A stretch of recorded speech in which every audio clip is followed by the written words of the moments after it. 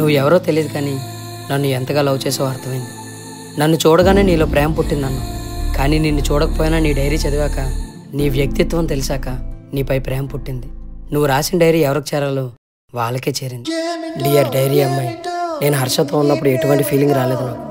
కానీ డైరీ చదువుతున్నప్పుడు రాస్తున్నప్పుడు మాత్రం నీతోనే ఉన్నట్టు, నీతోనే మాట్లాడుతున్నట్టే అనిపిస్తుంది. ఎందుకంటే నువ్వు ఈ రాత్రుల్లో మాత్రమే కాదు, నా రాత్రిలో కూడా నువ్వు ఉన్నావని నేను నమ్ముతున్నాను కాబట్టి.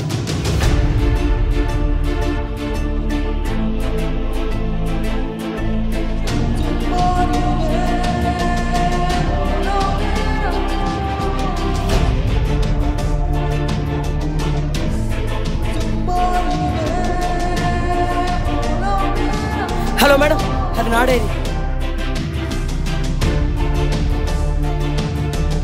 మేఘనా,